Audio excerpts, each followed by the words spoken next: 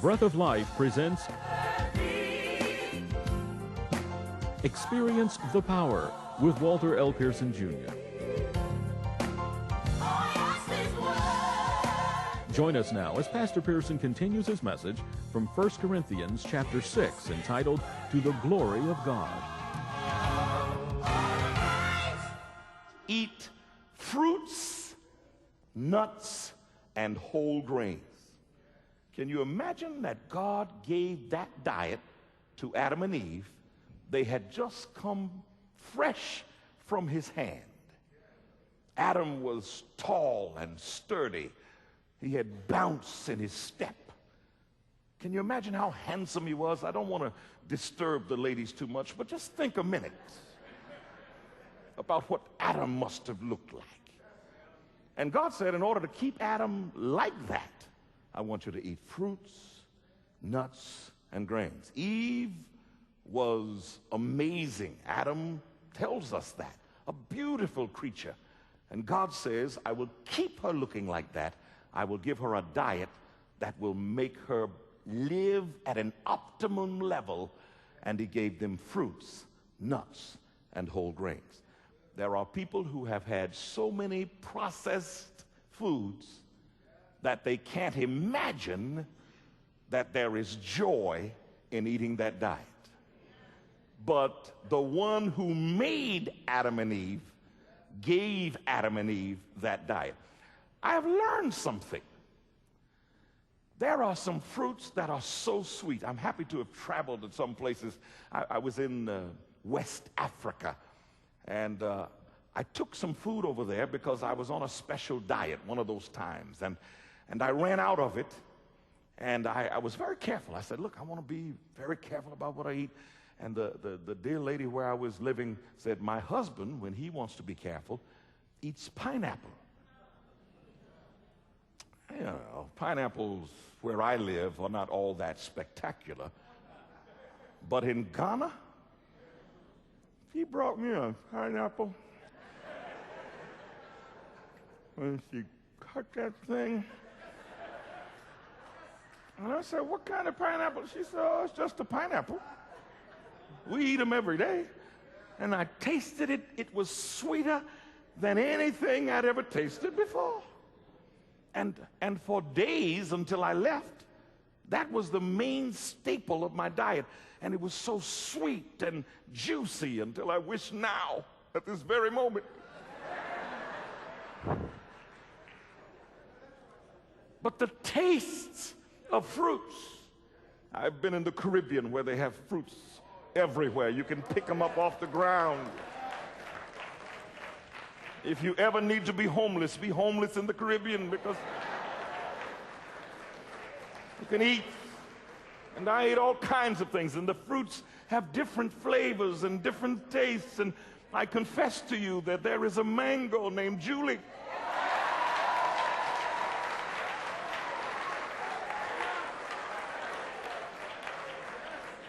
But what I discovered was that the fruits have all the flavors. And then when I was a child, we used to eat bread. It was the best that we could afford. It was very light in color. There was a consistency that was regrettable. You could actually take a slice of this bread, ball it up in your hand, put it down, and it would stay just like that.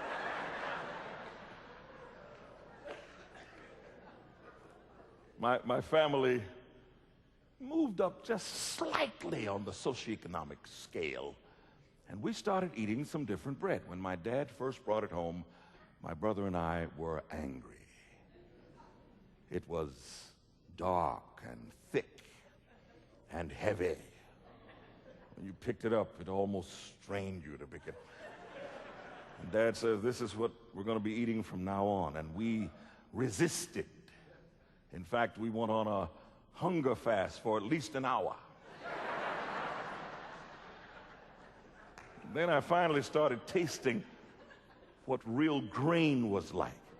And I confess to you, I've come to the point now where I can't eat that thing anymore that you can ball up in your hand, because the taste of real bread. And then if you were to go to my house tonight, you would find nuts of every description, because there is a richness there. I understand Adam and Eve. They had a wonderful diet. And I'm going to imagine they had some things that we don't have anymore. Can you imagine that? Eve, how you do? Look, what are we going to eat today? And they were eating all those trees that God had given to them. Remember, there was only one that he said you can't eat of. There were hundreds of them. So I understand. Now, there came a moment when sin tainted Adam and Eve. Go to Genesis chapter 3 and look at verse 18. After sin entered the picture, there was something that changed. And here's what God allowed. Thorns also and thistles shall it bring forth to thee, and thou shalt eat the herb of the field. I've got to say this gently because there's a little cultural highlight that I'm going to have to share with you. But herbs are simply vegetables. There are certain vegetables that are popular in certain places.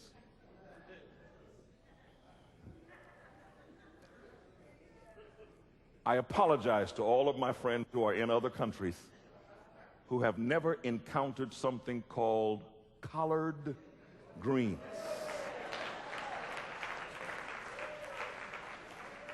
Perhaps if we meet one day, my wife will make some for you.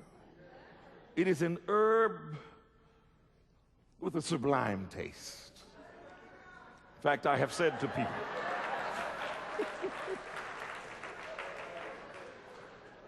people, assuming that I make it to heaven, I want to make a special request. I know that sin will have been conquered, and we will no longer need herbs. We can go to the tree of life and take a leaf for the healing of the nation. I said, but do you think the Lord would smile on me and cause one leaf to taste like a collard green? Herbs became medication. Now let me show you how involved God is in our nutrition. When we were without sin, fruits, nuts, whole grains. After sin, God knew that we needed medication, so he gave us herbs to eat. And herbs were added to the diet to give us health after sin. Now go to Genesis chapter 7, and I will show you that it changed even more after the flood. Genesis chapter 7. And you remember that for a time, the earth was covered with water. So you'll be surprised how God looks at our needs and reaches out to take care of us. Let me start with verse 1. And the Lord said unto Noah, come thou and all thy house into the ark, for thee have I seen righteous before me in this generation. I am so excited about this. You know what this tells me? Even if I live in a wicked generation, if I am faithful to God, God will be faithful to me. You know the story. I won't even dramatize it. It's something that we all know. When Noah started building that boat that God instructed him to build, people thought he had gone out of his mind. There had never been rain. The earth was given moisture by the dew. So when he said it's going to rain, they said he's out of his mind. But he built anyway, and they teased and they shouted at him. But God finally told them, look, start making preparations. And here they are. Of every clean beast thou shalt take to thee by sevens, the male and his female. And of beasts that are not clean by two, the male and his female. Of the fowls also of the air by sevens, the male and the female, to keep seed alive upon the face of all the earth. Let's look at God's love. When man was fresh from his hand, he gave the perfect diet. It's still perfect. It's still perfect. When sin entered their lives, he allowed them to have herbs because they needed the healing properties of herbs. When the earth was covered with water, and when he saved one family that was faithful, and I tell you tonight that if your family had been the only family that trusted and believed in God, he would have told you how to make some craft to save you, because Jesus honors those who honor him. So he knows that when they leave this boat, there will be no vegetation. So he says, here's what I want you to do. Most people, if I were to ask you, how did the animals come to the ark, you would have said 2 by 2, because that's what you learned. They gave you little songs, and the animals came 2 by 2. Not disturbed at you. But the fact is, the unclean ones came 2 by 2. He said, bring the clean ones by 7s, because that's what you're going to have to eat for a while. Are you still there? So he gave them enough clean animals to help them survive. He said, don't bring these 2 by 2, because you got to eat some pretty soon. I'm not sure whether the animals were aware of the plan, but here's what God says, and you got to stick with me. God in Genesis, when creation was still fresh in memory, said there are some animals that are clean and there are some that are unclean. Okay. This used to be so horrible, but now it's kind of fun. When you see that some animals were created to be scavengers,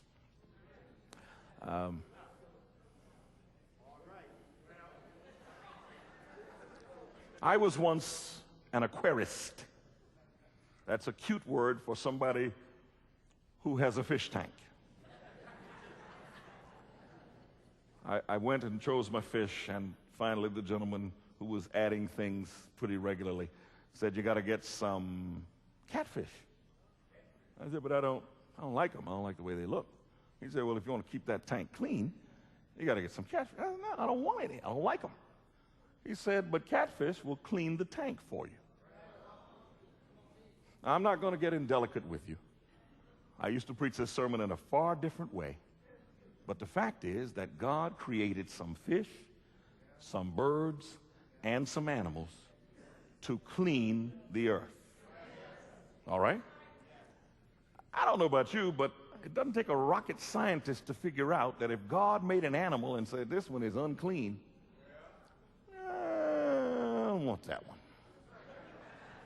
Don't want that. If anybody knows whether he's clean or unclean, is God the one? So here is what happens. And I'm going to tell you this and hope you go home and do research. If you go to read in Leviticus 11, if you read in Deuteronomy 14, you will find a listing of animals, fish, and birds that are unclean. And I'm going to save you a little time by telling you that here are some of them. Swine's flesh.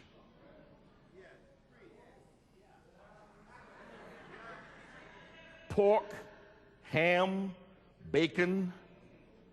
I could go down a long list. I got one. But the flesh of the pig is unclean.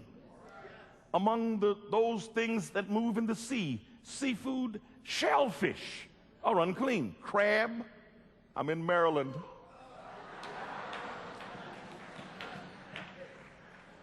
I'm in Maryland, but I got to preach the truth. Crab, lobster, shrimp, crayfish, catfish, eel, shark, turtle, unclean. Huh? Unclean. God made them to scavenge and clean the earth.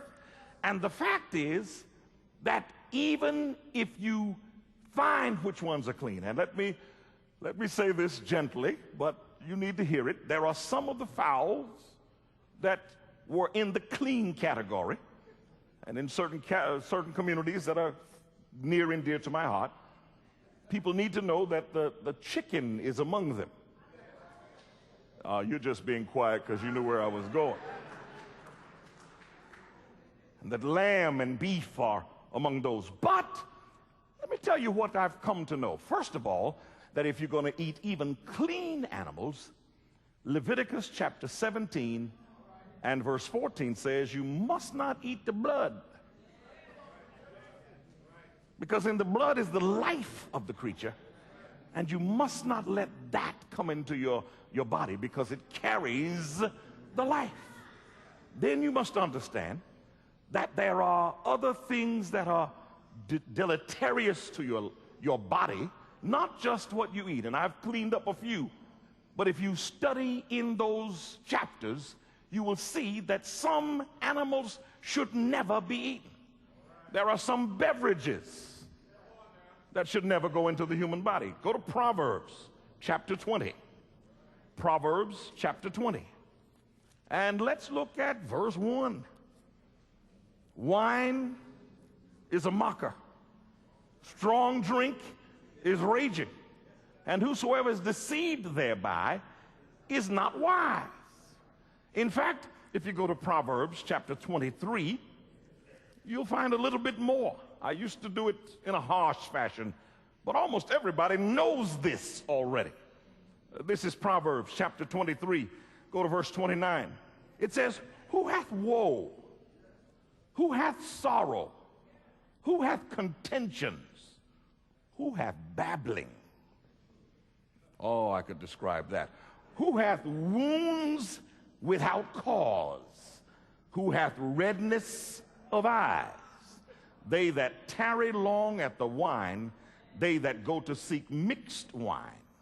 The fact is that alcoholic beverages are not good for the human body, and God said so in the Word. Now, there is some new information that I'm sure everybody has heard by now. They say if you take a little wine, just moderate wine, it can be good for your heart. And I know people who have rejoiced to hear this news. Well, let me read you something, not from the Bible, but from the scientists. This is from Ronald Watson, PhD, professor at the College of Public Health and School of Medicine at University of Arizona in Tucson. He was the former head of the National Institute on Alcohol Abuse and Alcoholism for 6 years. He says, I and the NIH conclude that increasing alcohol use will benefit a few by lowering heart disease a little, while increasing the chances of damage to many by addiction. Dr. Ronnie A. Bell, PhD, MS at Wake Forest University School of Medicine in Winston-Salem, North Carolina, says this, and it's a little more conclusive. Alcohol is by no means a safe drug, nor something that can in any way be recommended for health promotion. Suggesting that alcohol is somehow beneficial is so outweighed by its toxicity as to be criminal. What they've discovered is that the benefits that you can get from a little wine, you can get from a little grape juice.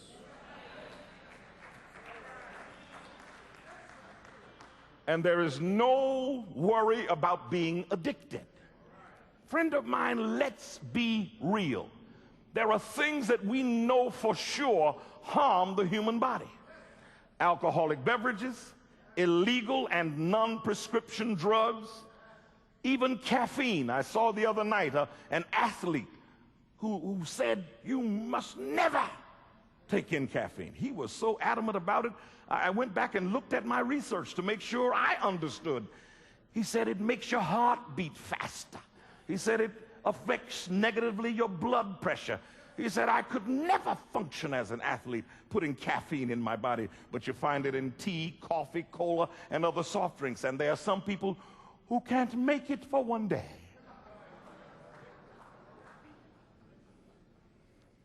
But what you're doing is taking from your own health. And here is all I've got to tell you tonight. Don't let me try and be a physician. I'm not one.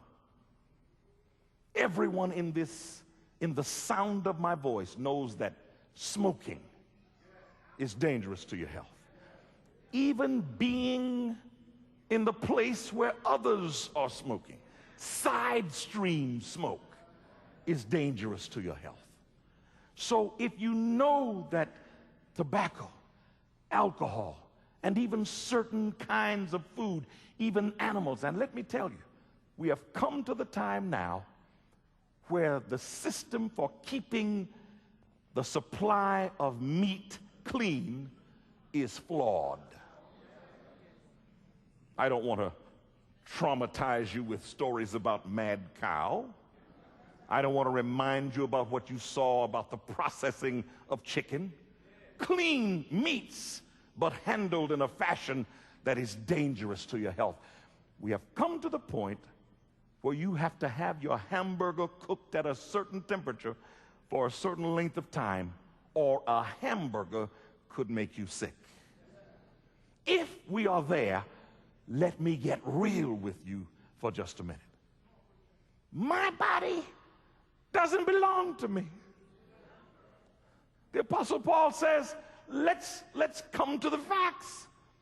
Jesus made you, and I'm fearfully and wonderfully made. It's amazing what the human body can do. You yourself can't imagine some of the things that your body can do. Your body can take foods. It can take not even enough water. It can take not even enough nourishment. It can process it in a certain way that builds up your immune system, and your body fights off disease with no doctor.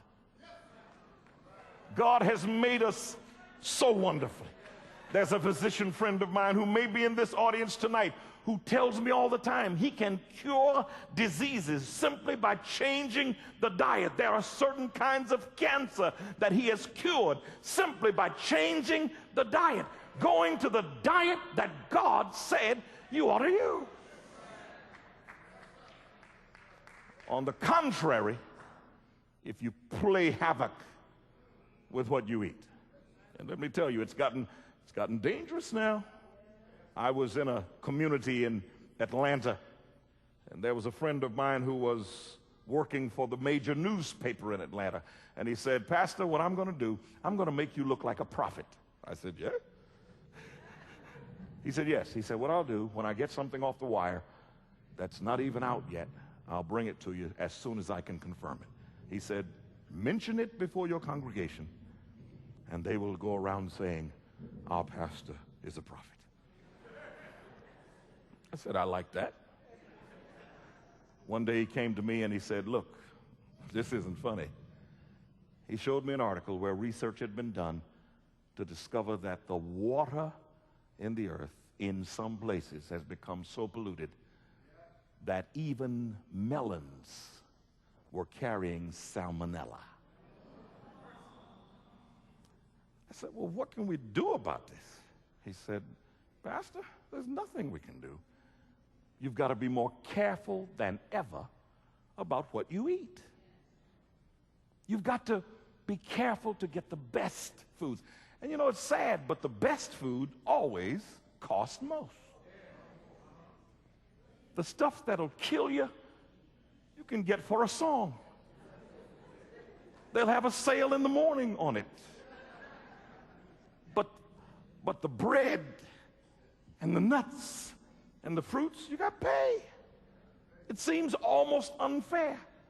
However, God has done this amazing thing. He has arranged it so that some of the best foods available you can get without gigantic expenditures. But we have got to get real. Let's end with this thought.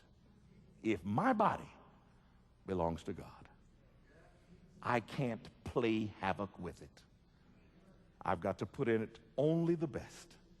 And I've got to make sure of that, because my body is not my own. Join us next time for more Breath of Life with Pastor Walter L. Pearson, Jr.